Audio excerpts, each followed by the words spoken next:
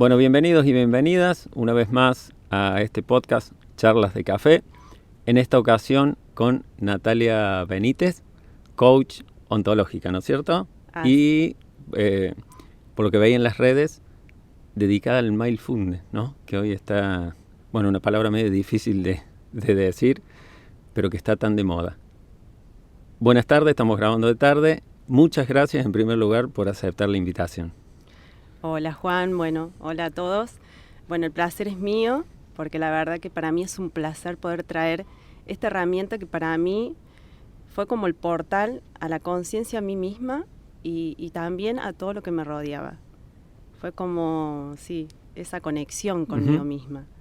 Y eso, a estar más consciente de qué estaba pensando, de qué estaba sintiendo, de cómo me estaba relacionando, de qué manera me estaba hablando y de cómo estaba hablando a los demás. Bien, ¿qué te lleva a enfocarte a esto del mindfulness? Bien, bueno, te cuento un poquitito. Sí. Sabes que yo en ese momento, junto con cuando estaba haciendo la carrera de coaching, bueno, me topé con mindfulness y les voy a contar una anécdota porque, bueno, todo surgió, la búsqueda, porque en su momento, en la cuestión de una semana, bueno, primero me olvidé la hornalla prendida en mi casa y esa misma semana el celular guardado en la heladera. Entonces, la verdad que en ese momento nos causó gracias con mis hijos porque lo encontraron ahí y no lo podía encontrar. Y por otro lado me preocupé porque dije, ¿qué está pasando conmigo? Y digo, ¿por qué no estoy atenta a qué me está pasando? Entonces empecé a buscar, googleé, soy una persona muy curiosa y digo, bueno, empecé a buscar y salió mindfulness. Y ahí empecé como a investigar y fue todo como, porque hablaba del piloto automático, de esto que nosotros siempre estamos de esa forma y que no estamos atentos. Pero bueno, la búsqueda empezó y dije, bueno, yo voy a empezar mindfulness y lo arranqué y la verdad que fue un antes y un después, porque te digo que si bien lo había empezado junto con la carrera de coaching y también fue una transformación para mí, pero bueno, esto es como, lo digo, sería como la antítesis de cualquier actividad o de cualquier profesional, porque te abre eso a la conciencia. Bien, eso te iba... Sí. Supongamos, yo no sé nada, para el que está viendo esto, ¿qué es el mindfulness? Bien, bueno, mindfulness es la conciencia plena en el momento presente. ¿Y qué quiere decir esto? Que yo voy a estar atento, mi atención va a estar puesto en 3 elementos.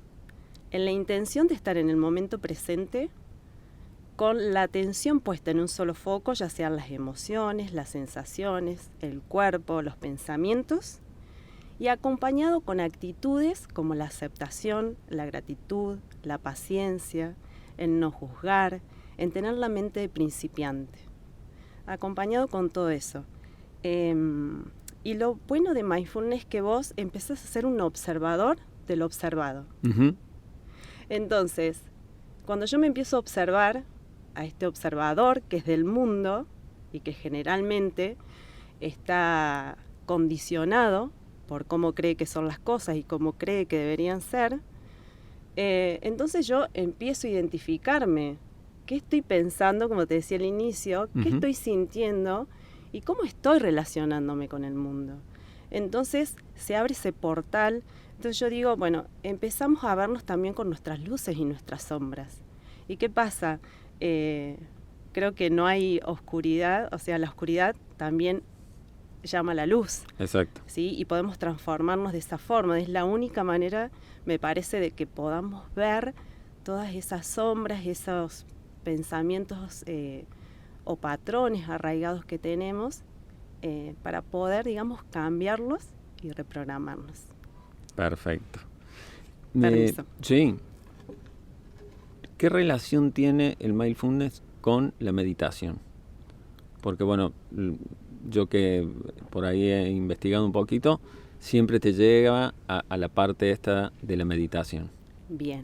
Bueno, la diferencia que hay, o sea, la meditación está dentro de mindfulness, porque hay una parte que se hacen meditaciones, pero hay otra que tiene que ver con la vida cotidiana, que nosotros podemos realizar esta práctica en el transcurso de nuestra vida diaria, haciendo distintas actividades, estando en la oficina, corriendo, caminando, amamantando, haciendo distintas cosas. O sea, se aplican técnicas para exactamente poder transitar en nuestra vida diaria y estar más consciente y apagar este piloto automático. Perfecto, entonces no solamente hace falta meditar para poder hacer mindfulness. No. Se puede hacer en cualquier momento. Exacto. Y otro de los mitos que me gustaría traer es que mindfulness no es poner la mente en blanco. Uh-huh. ¿Bien? Es que es muy difícil poner la mente en blanco. Yo diría imposible. Yo diría que imposible. He hecho otros tipos de meditaciones y sí, creo que es imposible. Pero bueno, también invitarnos a que, porque muchas de las cuestiones que por ahí encuentro cuando me dicen es que les cuesta sentarse a meditar. Uh-huh. Pero digo, bueno, no necesariamente podés hacerlo caminando o corriendo, como te decía. Hay distintas técnicas, pero también de que el cuerpo no está acostumbrado por ahí a estar sentado mucho tiempo. Entonces también es una práctica que se va haciendo y es un entrenamiento. Es como ir al gimnasio. Tal cual. Bueno, y acá tenemos que entrenar nuestro cerebro. Bien. ¿Cuáles son los principios básicos del mindfulness? Bueno, los principios básicos es lo que yo te decía, esto de estar atento, la atención, uh-huh, la intención y bien, las actitudes que tenemos que tener para poder desarrollarlo. Eso serían como los principios. Si querés te puedo explicar un poquitito de los beneficios que trae y cómo es que mindfulness, digamos, a nivel cómo funciona en nuestro cerebro. Eso. Bueno, se han hecho muchos estudios uh-huh, científicos con resonancia magnética, con electroencefalogramas al día de hoy. Y bueno, y la verdad que todos los resultados son incuestionables, digamos. Entonces, lo que digamos que están avalados científicamente. Sí, están avalados. Entonces, ¿qué sucede cuando nosotros meditamos con la atención plena? Que sería mindfulness. Bueno, lo que van a suceder son dos cosas. Una es que se van a activar ciertas áreas del cerebro y otras que se van a reducir o a apagar. No es que se van a apagar del todo, ¿sí? Pero se va a reducir esa actividad en el cerebro.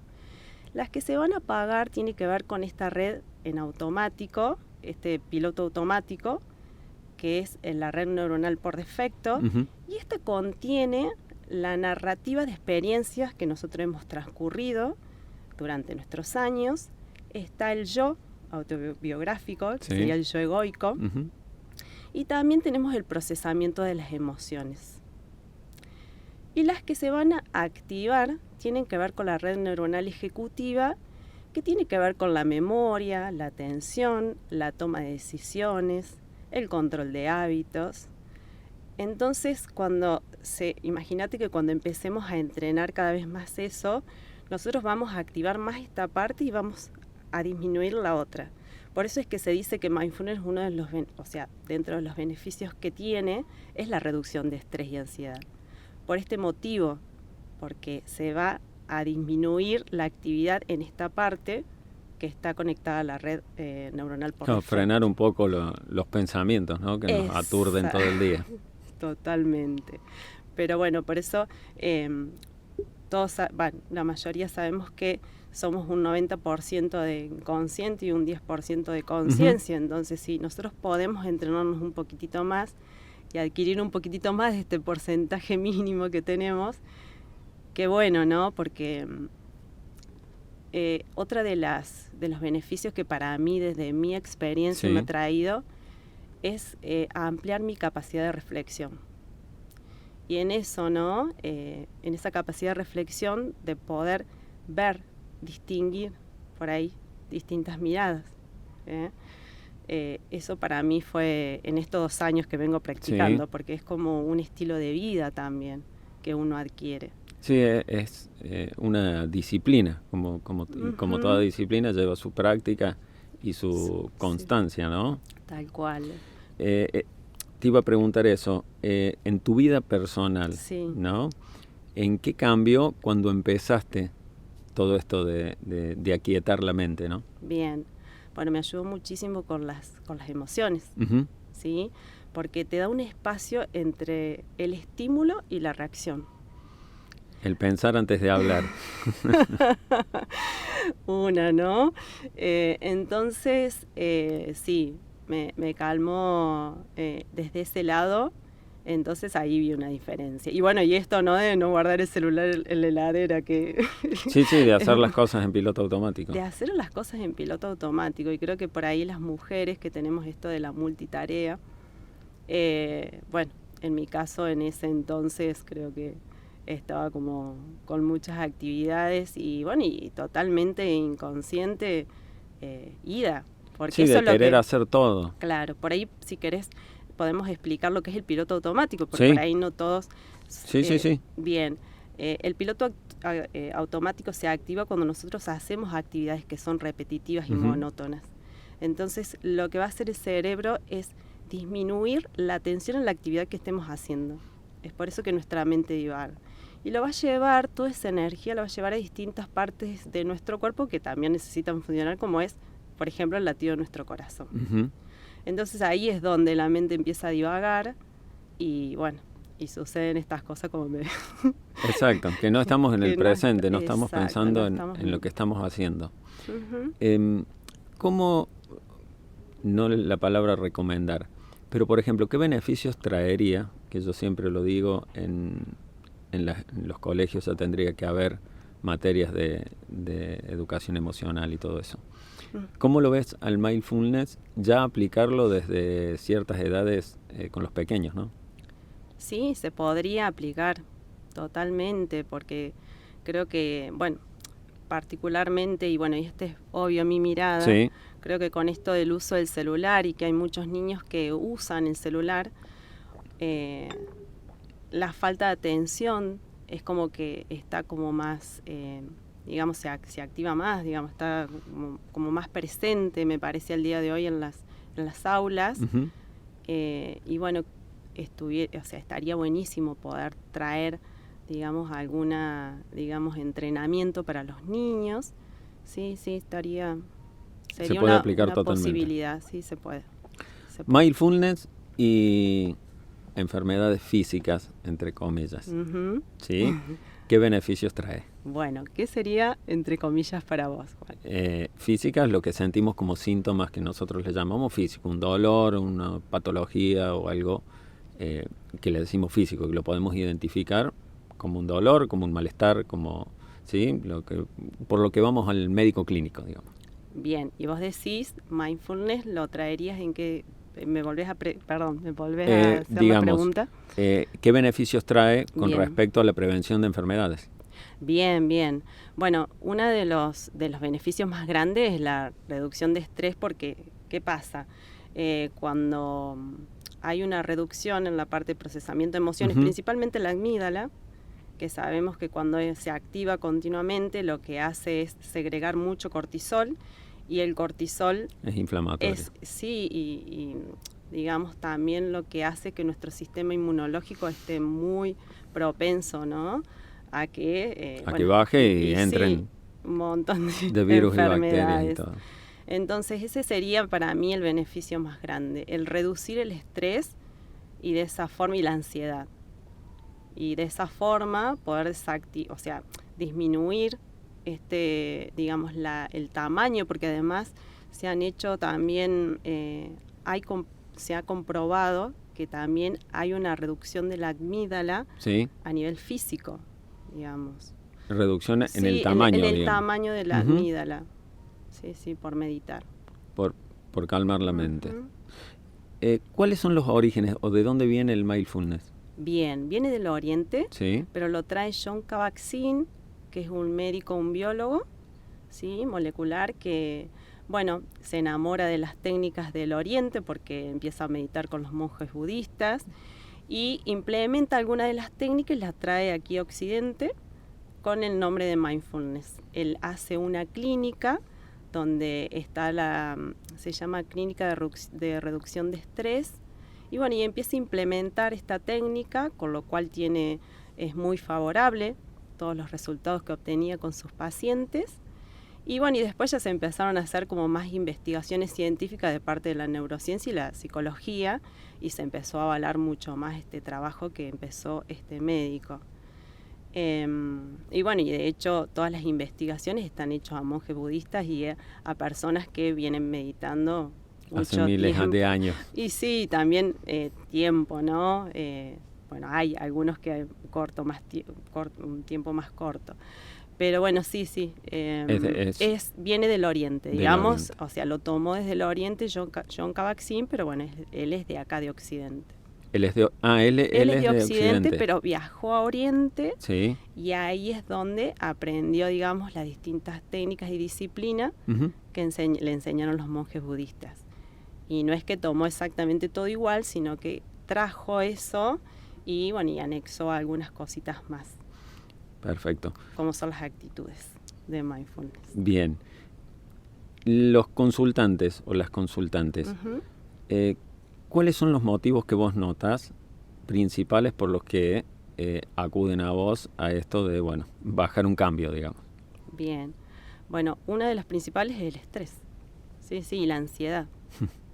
Diría que básicamente, o sea, no he tenido a alguien hasta ahora porque sea por la atención, como es mi caso que yo busqué. Claro, por el tema de la atención. Sí, por el tema de la atención. No, en la mayoría es todo por estrés y ansiedad. ¿Cómo empezás con alguien que llega y te consulta por esto? ¿Cómo arrancas un proceso de esto que es el mindfulness? ¿Cómo empieza? Bien, bueno, como primero le explico qué es, cuáles son los beneficios, más o menos los que estuvimos hablando, porque también creo que es importante el conocimiento, y después es todo práctica.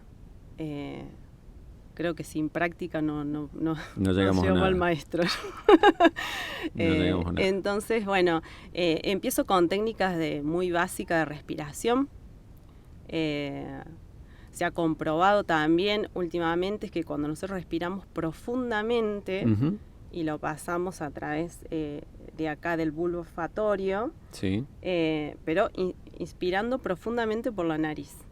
Bien. No inspirando como solemos hacer sí. comúnmente en automático, sino siendo consciente que estoy llevando mi respiración.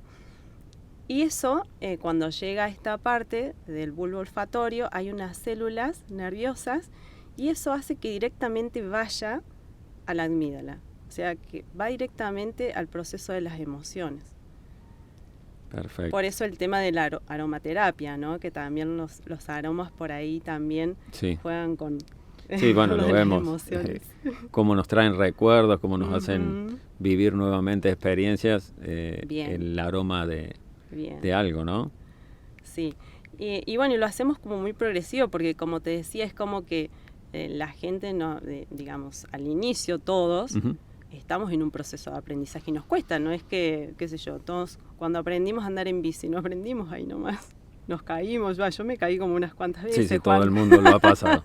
Yo creo que no sé quién no se ha caído aprendiendo a andar en bici. Bueno, pero es todo un proceso y lo bueno es que va siendo progresivo y empezamos con pocos minutos, porque también la atención no es que se logra, digamos, no podemos empezar con muchos minutos. Claro. Es apenas unos minutos, empezamos con lo básico que son técnicas de respiración y después como que vamos subiendo de nivel. Lo puede hacer todo el mundo. Lo puede hacer todo el mundo. De hecho, bueno, hice, porque yo tenía un entrenamiento de mindfulness y hacía también un poco de desarrollo personal. Sí. Pero era como que las personas pedían algo más como, algo más básico. Entonces, bueno, hice un curso virtual con un manual guía, con meditaciones guiadas, con el cual cualquier persona lo puede empezar. Si quieren mi acompañamiento puede ser, pero si no pueden hacerlo tranquilamente al curso virtual, donde hay un manual que te explica todos los fundamentos, donde está todo el conocimiento, pero que también, bueno, tenemos la parte que te decía, que es la parte formal, que sería la parte de meditación, y la parte informal, que son todas las prácticas que nosotros podemos hacer en nuestra vida cotidiana. Que no es el sentarse. Que no es el sentarse a meditar. Porque bueno, tenemos esa imagen, viste, del monje Buda, del monje budista, es verdad. sentado a la orilla del monasterio, del altar que le llaman ellos, lo que sea, meditando. No hace falta eso, es con el solo hecho de aquietar la mente. Escuchaba que por ahí que decían que la mente es como una pileta, ¿no? Mientras más tranquilo esté el agua, mejor se ve el fondo, ¿no? Y esto de tener un espacio, creo que lo principal es tomarnos un espacio para nosotros, donde podamos conectar con nosotros y ahí poner nuestra atención. Por supuesto que ayuda más si nos sentamos en el río y meditamos o eso como que conectas. El lugar. Claro, conectas mucho más rápido, pero no es algo indispensable. Se puede hacer en cualquier momento. En cualquier momento lugar. Manejando también. Contame un poquito de tu vida desde que eras niña, cómo fue transcurriendo hasta hoy en día que llegaste a esto. Bien. Bueno, de cuando... ¿Dónde naces? Bien. Yo soy de Villa Huidobro. Sí. Sí. Después, bueno, me casé, me fui a vivir a Huinca Renanco. Sí. Y de ahí estuve unos años, ya soy divorciada hace unos años, y me vine aquí a Río Cuarto. Hace 6 años que estoy acá, toda mi familia se vino.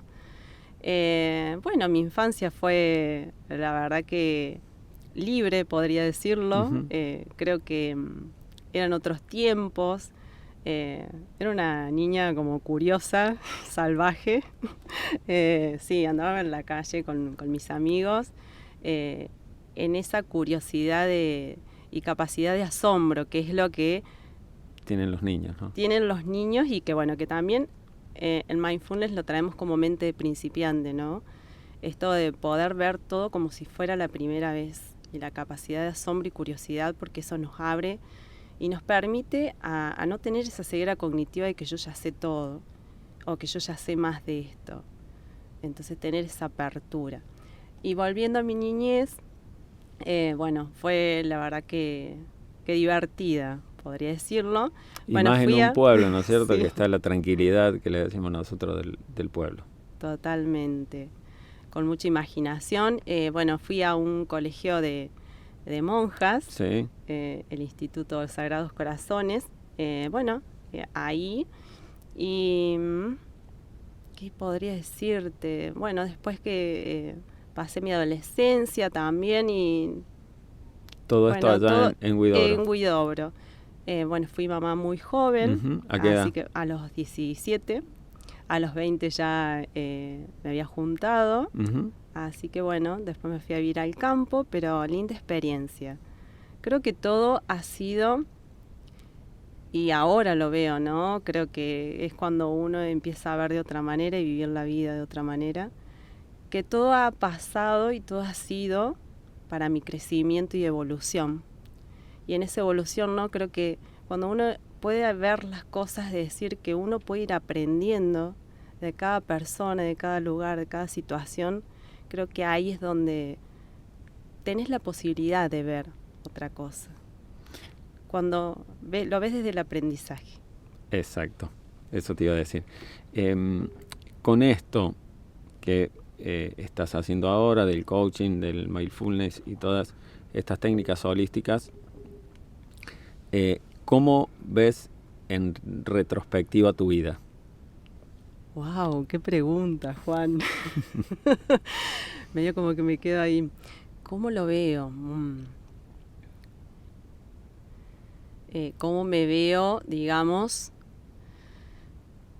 Si tuviera que verme desde ahora, si me veo... Exacto, de ahora con los conocimientos y todo. Bien, bueno, que era una persona como muy ignorante. Pero como te digo, creo que esa ignorancia... me llevó, ¿no? Y con cada cosa que sucedió en mi vida, o con cada caída, con cada, no sé, yo no me gusta decir fracaso porque para mí... Son aprendizaje. No, exacto, es todo aprendizaje. Pero bueno, en ese momento, en esa parte de mi vida, sí eran fracasos, sí lo veía de otra manera. Y bueno, podría decir que estaba en un nivel de ignorancia total, con muchísimo más de piloto automático del que estaba, que fue transcurriendo. Pero bueno, que como repito, todo me ha llevado a poder evolucionar y mejorar como persona. Y bueno, y hay cuestiones puntuales que a mí me han marcado, que eso hizo a, ¿no es cierto?, ir, digamos, que sean crisis y que de esas crisis yo poder salir adelante. Pero bueno, creo que también es como uno lo vea, porque uno puede tener una crisis y quedarse. Exacto. Gracias a Dios, y creo que a lo mejor como es tal vez mi forma de ser, siempre lo vi como una posibilidad de crecer. Digamos, esta crisis, bueno, a lo mejor en su momento no decía qué me venía a enseñar, pero bueno, esta crisis sí me hacía reflexionar. Por ejemplo, qué sé yo, como por decirte mi separación. Alguna crisis para la gente que seguramente ha pasado por esto, que nos está escuchando. Sí, por ejemplo, mi separación, el fallecimiento de mi hermana, que fue también muy, muy especial en ese momento y fue realmente un antes y un después. Y bueno, y situaciones, sí, puntualmente creo que fueron las dos más fuertes. Volvemos a mira, justo miro para allá que está Nati, mi novia. Justo hablábamos los otros días con Loli, y volvíamos a lo que decía Freud hace muchísimos años, ¿no? Por las dos cosas que más sufre el hombre, o casi por las únicas, es el amor y la muerte, ¿no? Fíjate, los dos episodios que me nombraste fue la muerte de tu hermana y la separación de tu pareja. Sí, tal cual. ¿Esto cómo te llevó a tomar esos dos parteaguas, como se dice, en tu vida? Hoy mirándolo desde la conciencia que te ha generado el mindfulness. Bien.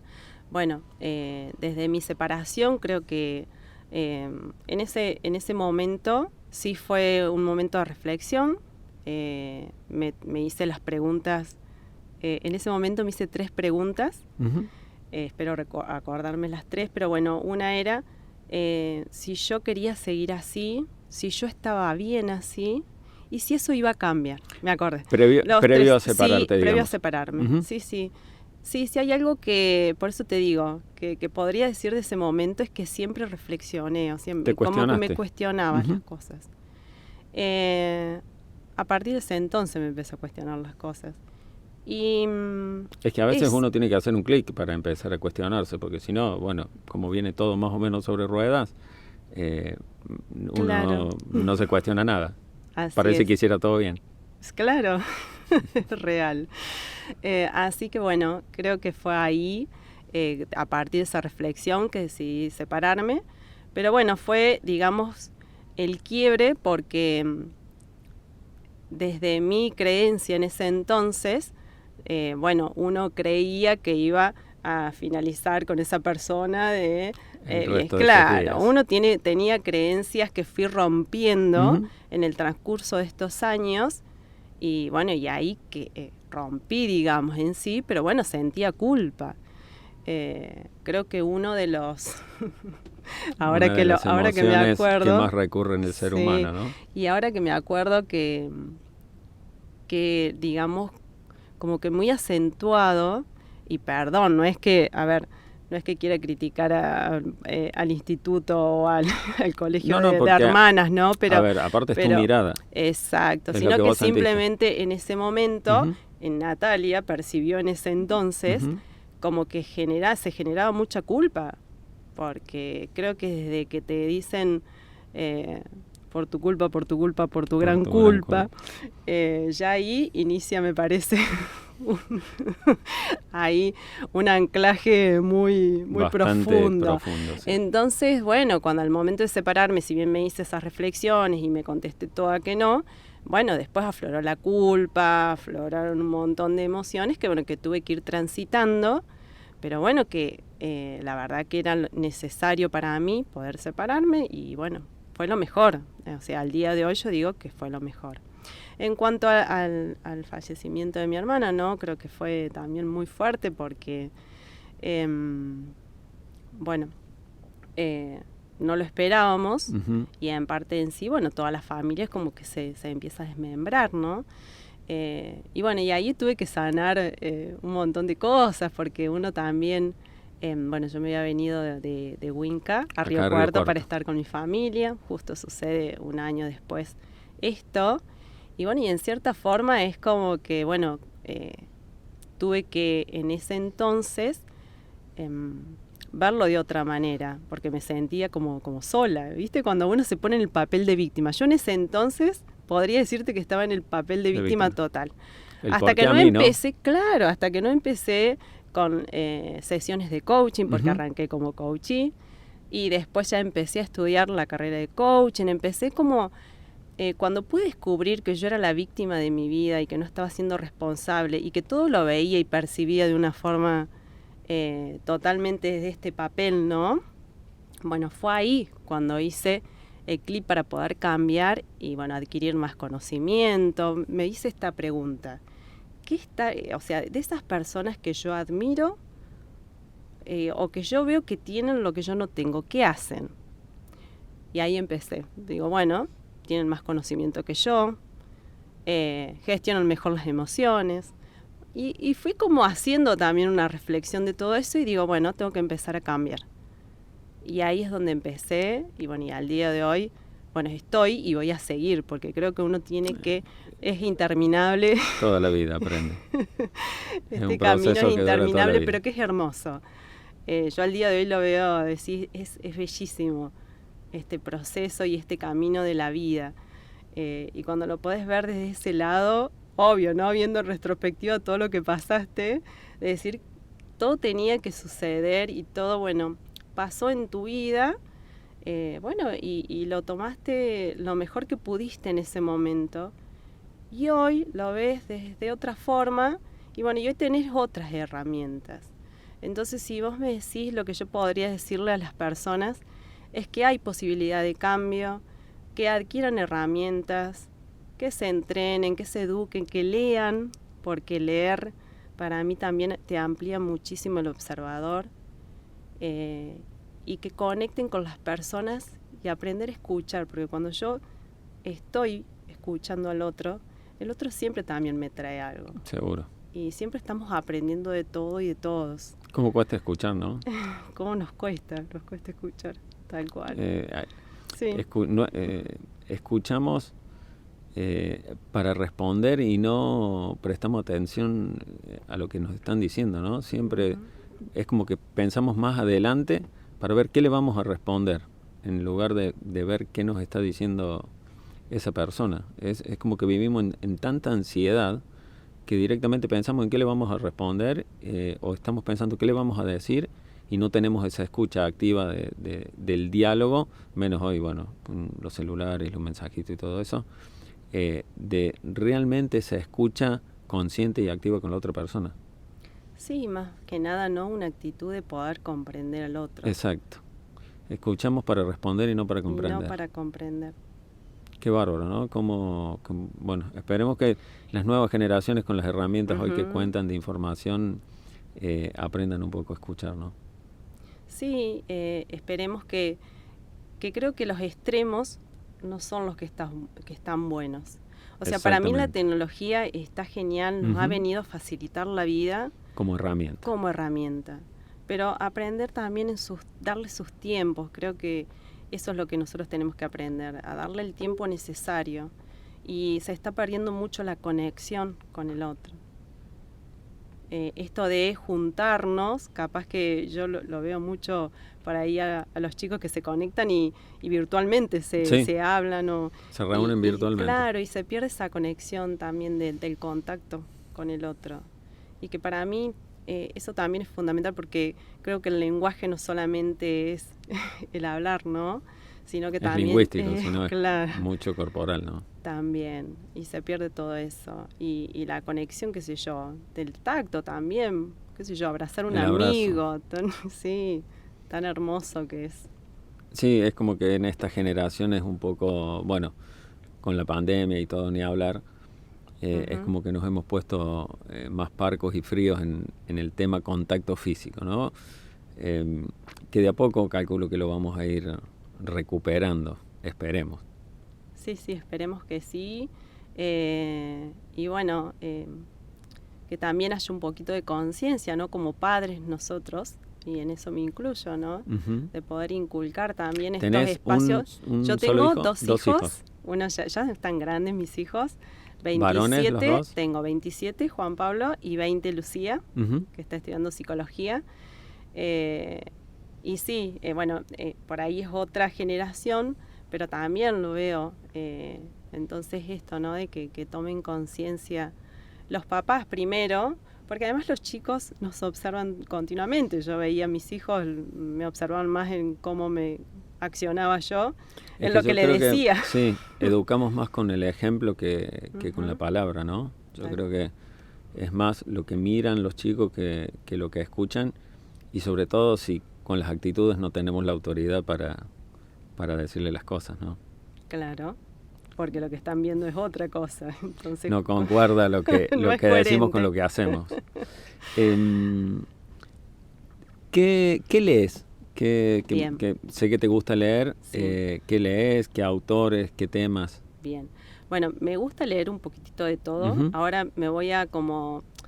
Estaba viendo que por ahí me faltaba un poquitito más de conocimiento financiero, educación financiera, así que me voy a ir un poquitito más a eso. Creo Mira, que justo ayer escuchaba un podcast que para la gente por ahí que nos gusta esto de las emociones y todo eso, es como que cuesta combinarlo con la parte de negocios. Uh-huh. Es como que escuchaba que a la mayoría le cuesta o monetizar o invertir bien. Es como que nos enfocamos en la parte de emociones y todo eso, y dejamos en un segundo plano la parte monetaria, que es una de las partes importantes que nos trae tranquilidad, ¿no? Uh-huh. Tal cual. Creo que además, así como nosotros somos un todo, uh-huh, somos mente, cuerpo, emoción y también espíritu, bueno, también todo el resto lo es. O sea, son cosas que son necesarias y que hacen a nuestra vida diaria. Y como vos decís, el dinero es necesario. Y bueno, poder también tener conocimiento sobre eso y saber invertir a lo mejor, o saber manejar, administrarnos, no está de más. O sea, creo que poder tener conocimiento en un poquito de todo siempre nos va a ayudar a transitar la vida. Bueno, en mi caso me encanta Mario Alonso Puig, uh-huh, Marian Rojas, pero por ejemplo ahora último me compré Design Guru, no sé si estoy diciendo bien el nombre, se llama, bueno, ya no me sale en este momento, pero ya te lo voy a decir. Pero bueno, voy comprando como distintos, me gusta más tirando espiritual, ¿no? Sí. Pero bueno, me compro distintos libros. También escucho podcast, La Psicología del Éxito está muy bueno. Y ahí es como que voy, o sea, no paro en cuanto al conocimiento. Creo que uno tiene que ir, digamos, en esto de la lectura, como te decía, si se puede leer mejor. Porque es como que vos cuando lees pones atención y llevas todos tus sentidos, uh-huh, ahí. Que no es lo mismo por ahí que solamente escuchas un podcast y usás solamente lo que es la audición. Entonces trato de comprarme libros. Que dicen que el comprarse te obliga a leerlo. Uh-huh. Que el que te lo regalen... son estudios que se han hecho, ¿no? Que el que te regalen un libro, como no te costó nada, a veces queda ahí archivado y guardado en un lugar donde nunca más lo tocamos. Cuando te cuesta algo, lo que sea, es como que le damos un poquito más de importancia a la hora de agarrar y leerlo. Esto es lo que dicen uh-huh, las estadísticas. Qué bueno. Entonces, saberlo. bueno, y aparte compren libros para que los autores, ¿no es cierto? Y los escritores lo necesitan, porque realmente lleva mucho trabajo escribir un libro, y más de estos, uh-huh, los que son buenos, ¿no? De desarrollo personal, de psicología, de un montón de estos temas. ¿Cómo ves el mindfulness para adelante, o sea, en un futuro? En un futuro. Creo que va a tomar auge. Creo que sí, porque además con esto de la tecnología que está buenísimo, esto de que la información está ahora, y con esto que se ha avalado científicamente, entonces la gente puede tener ahora el conocimiento de que realmente esto está validado y realmente está comprobado de que es beneficioso. O sea, no es que solamente lo digo yo, o lo puede decir Mario Alonso Puig, o lo puede decir otro autor que hace mindfulness, sino que... Para quien no lo conoce, Mario Alonso es un médico, sí, es un doctor. Sí, reconocido. Exacto, en donde combina las dos cosas, que es como el mindfulness o la mente afecta a toda la parte corporal, ¿no? Tal cual. Pero bueno, él, digamos, se avala también desde la neurociencia. Sí, de la neurociencia. Y de la parte científica. Totalmente. Así que vos pensás que se va a ir implementando cada vez más. Yo creo que sí. Y la idea desde mi lado, por ejemplo, es expandirlo aquí en Río Cuarto, es llevar el proyecto para hacer entrenamiento en las escuelas, en distintos lugares, poder llevar digamos, a que se entrenen con mindfulness, porque sería muy beneficioso para cualquier espacio poder implementar esta técnica. De aquietar la mente. De aquietar la mente. ¿Qué es lo que vos ves que más le cuesta a la gente a la hora de empezar con esto del mindfulness? Bueno, uno de los primeros tabúes que tiene es esto, ¿no? No me puedo quedar quieto.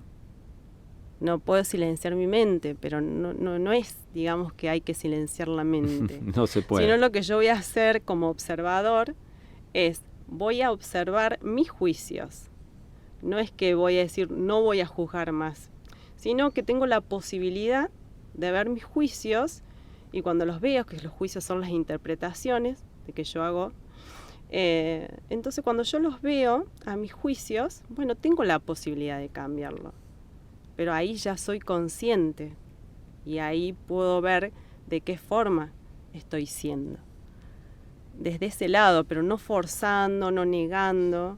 Hay una frase que me gusta mucho de Carl Gustav Jung, sí, que lo que resiste persiste, lo que aceptas te transforma.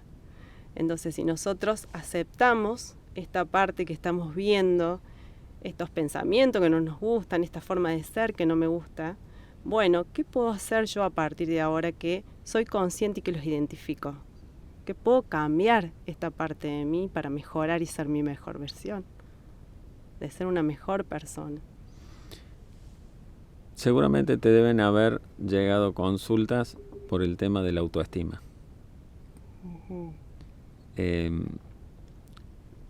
¿Cómo ves el tema ese de la autoestima en la gente?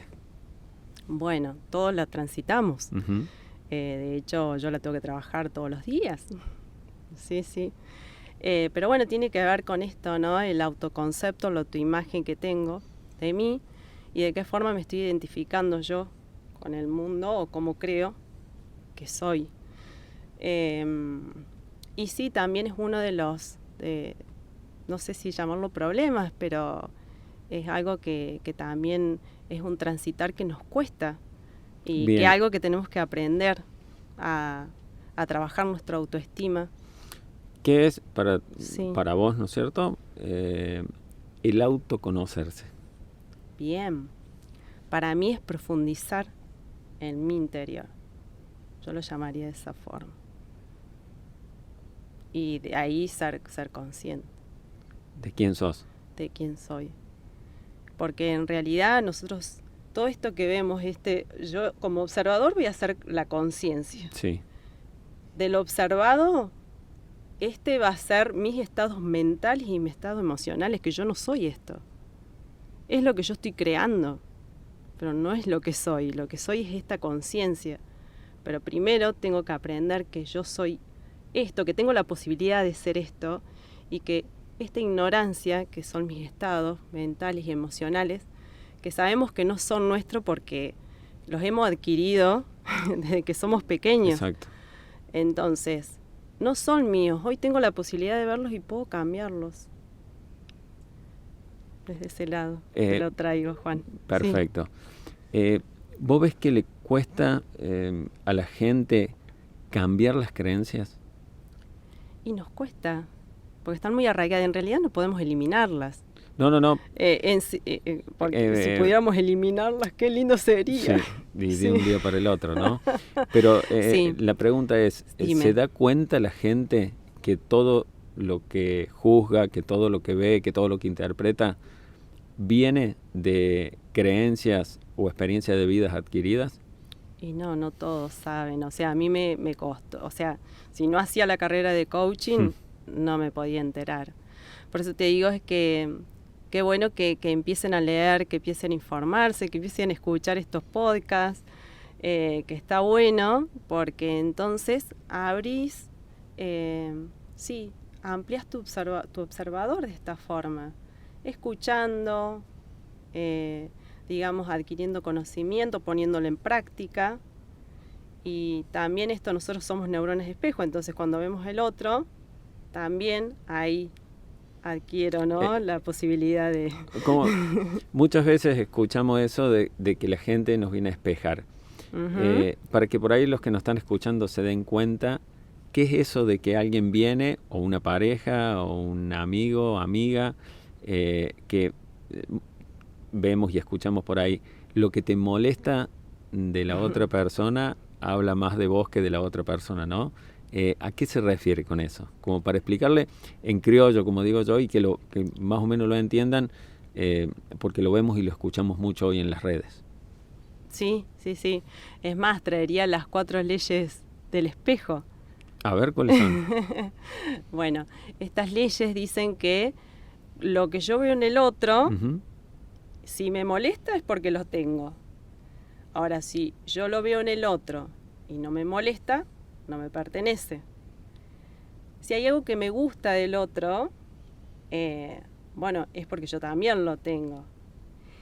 Y si hay algo que al otro le molesta de mí, pero a mí no me molesta, no sé si lo estoy recordando bien, pero bueno, la cosa es que nosotros somos proyección del otro. El otro me viene a traer eso que a nosotros nos molesta porque lo tenemos nosotros.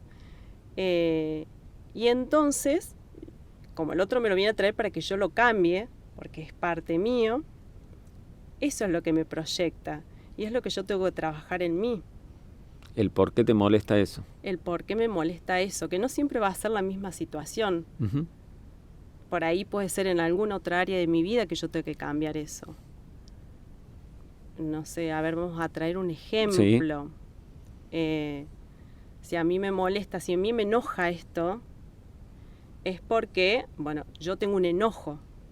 No quiere decir que esté enojado, ese enojo de esa misma situación de la persona, sino que yo estoy enojada en alguna otra área de mi vida y eso es lo que me viene a traer.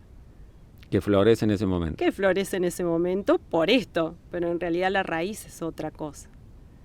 Entonces ahí me está diciendo. Ahora, si a mí no me molesta esto es porque yo no lo tengo. Y si el otro se enoja, es al otro el que le pertenece eso, no a mí. Entonces ahí donde podemos observarnos a través del otro. ¿Cómo cuesta entender eso de la ira, del enojo? De que a veces no es la situación en sí la que nos está enojando, sino algo que nos ha pasado en el pasado, valga la redundancia, Claro. Y que lo venimos trayendo esa mochilita y que, bueno, florece en algún momento que no es justamente por esa situación. Claro, o capaz que algo de esa situación me lo hace acordar. Te lo remueve. Sí, te lo remueve.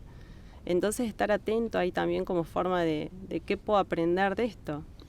Y es más, en las relaciones o todo lo que te pasa, ¿qué puedo aprender de esto? Porque en realidad te viene a mostrar eso. Todas las relaciones de amistades, parejas. El dolor, el sufrimiento también. ¿Con qué me estoy identificando? O sea, si yo... hay algo que me pasó particularmente y que me encantó poder, a través de la reflexión y poder darme cuenta, era que yo, perdón el yo, sé que es muy, muy egoico. No pasa nada. Pero esto de del sufrimiento y el dolor.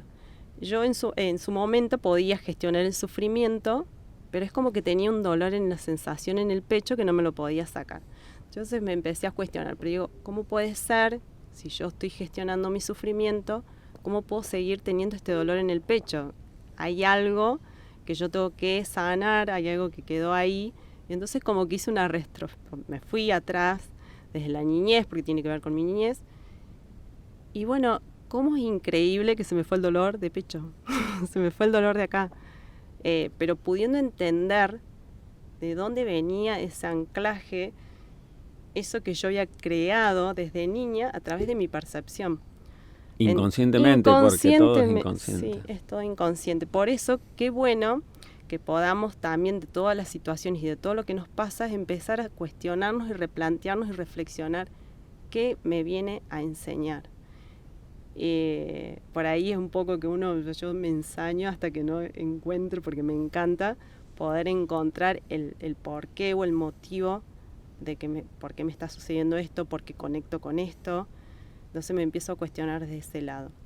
Y bueno, esto me llevó a llevar a este aquí y decir, bueno, porque todavía tengo este dolor acá y bueno, lo pude solucionar. Pero hay bueno, que ir para atrás. Adentro. Y muchas veces no queremos ir adentro para no encontrar la parte oscura, ¿no? Que lamentablemente es la que vamos a encontrar primero. Claro, nos cuesta más la parte oscura.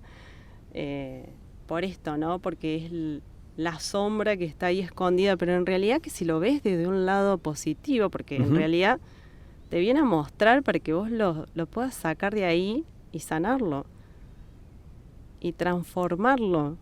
En cambio, si yo sigo rechazando y me sigo resistiendo a eso, si yo no puedo identificar, digamos como que no le presto atención a eso, lo que me está sucediendo, y no tomo ningún aprendizaje, y lo tomo como que pasó, y se me va a volver a repetir encima, porque nos vuelve a pasar la misma situación hasta que lo solucionamos, hasta que nos damos cuenta, hasta que esa sombra se vuelve luz. Pero lo vamos a poder, gestionar desde la aceptación, y no desde el rechazo, no desde te ignoro, o no te quiero ver. Uh-huh. No, si viniste es porque te mostrás para que yo te pueda, gestionar y transformarlo. Por eso te digo que me encanta esa frase de Carl Gustav Jung, de aceptar para transformar. Exactamente. Aclarémosle a la gente que se puede cambiar. Uh-huh. O sea, el yo soy así no existe. O sea, es la poca fuerza de voluntad para poder cambiarlo, ¿no? Se llama neuroplasticidad del cerebro. Totalmente. Que es que se puede cambiar el carácter, el temperamento no, porque es algo con lo que nacemos, pero sí el carácter e ir cambiando esas creencias que es la que nos va formando a lo largo de la vida. Y te quiero, para vos, ¿cuáles son preguntas fundamentales para esa persona que no sabe, que seguramente te han llegado, que viste que están en un momento de sus vidas que no saben para qué lado correr, o sea, que están abrumadas con la parte laboral, la parte emocional, y dicen, no sé qué hacer hoy, para qué lado correr? ¿Cuáles son, a tu forma de ver, las preguntas que deben hacerse, 1, 2, 3, las que sean, como para poder salir de ese lugar en donde no saben realmente qué hacer? Bueno, como primero, y esto es algo que yo utilizo personalmente, bueno, primero, ¿qué me está pasando? Uh-huh. ¿Qué sucedió de esta situación que me está pasando? Ponerle un poco de objetividad, porque cuando nosotros le ponemos el tono emocional, no podemos ser objetivos. Entonces, y de esta situación, ¿qué es real y qué es de imaginario? Es lo que estoy utilizando mucho. ¿Esto es real o es imaginario? Es algo que yo estoy diciéndome a mí mismo. Entonces, ¿cómo puedo identificar yo qué es real de imaginario? Bueno, desde la objetividad. ¿Qué es lo que es de esta realidad? Es tal cual es. Uh-huh. Claro, pero siendo objetivo. O sea, esto es una taza, todos vemos que es una taza.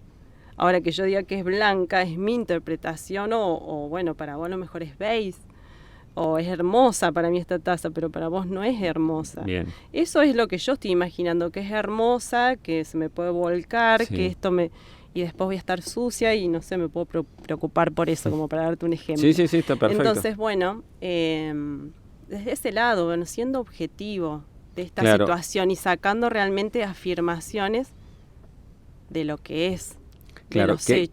qué de cierto es que se me Claro. puede caer, que me puede manchar, que termino... Son todas Ujú. historias que nos contamos. Claro, entonces poder identificar eso y separar. Bien, Y la después parte de objetivo esto, de lo subjetivo. claro, y de esto, de lo objetivo, ¿qué oportunidades, qué alternativas, qué posibilidades tengo? ¿Y qué no? ¿Qué está en mi poder y qué no? Porque lo que no está en mi poder, que depende de las personas, de las circunstancias, de los lugares, no me puedo hacer pertenece y nada. no puedo hacer nada. Y solamente me puedo cambiar a mí mismo, las circunstancias y todo lo que yo puedo hacer de mí, de lo que parta de mí. No quiere decir que yo no pueda, a lo mejor, no sé, si estoy en una situación que no me gusta y en este momento no puedo salir, bueno, esto es pasajero, es un tiempo, pero ¿qué puedo hacer yo para salir de eso? ¿Qué está en mi zona de poder? Siempre dejando de lado lo que no puedo. ¿Cómo cuesta, ¿Qué no? es lo que nos Identificar lo que puedo y cuesta? lo que no puedo. Ujú. Pero yo creo que lo fundamental es eso, es que está en mis manos. Bien, Porque sí, sí, hay muy pocas cosas que están en nuestras manos. totalmente. Y una de las cosas más que me traigo es dónde estoy viviendo. Estoy en el presente, esto que estoy pensando me lleva al pasado, me lleva al futuro. ¿A dónde quiero estar?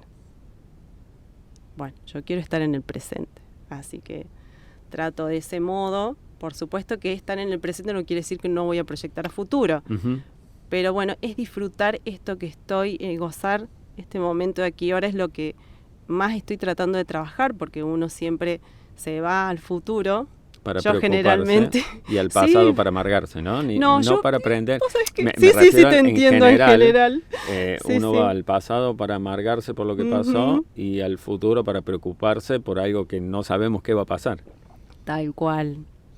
No es que vamos al pasado para aprender o al futuro para planificar y vivir el presente, ¿no? Ujú. Y esto, ¿no? Del estrés, que muchas veces las preocupaciones de cosas que tal vez no van a suceder, ¿no? Yo- Y la ansiedad lo mismo. En este podcast hay una frase que digo siempre, que nunca me acuerdo quién era el filósofo que lo decía. ¿Aristóteles? No me recuerdo, ya lo voy a buscar Sí. bien porque le digo siempre y nunca me acuerdo. Tengo un problema con los nombres, yo que no me acuerdo. Que decía, tuve una vida llena de tragedias, la mayoría de las cuales jamás sucedieron. Bien, no me acuerdo. Yo tampoco lo he sentido y sí, Porque es real. la mente nos pone ante la incertidumbre el peor de los escenarios siempre. Ujú, tal cual. Entonces, tratemos de darle Sí, la importancia que se merece, ¿no? De decir, bueno, a ver, ¿realmente puede pasar esto o es algo que me lo estoy contando? claro. Pero para eso necesitamos estar en el presente Ujú. y no estar en piloto automático. Entonces, para mí, esta herramienta es la que te da la posibilidad de eso, de estar más consciente.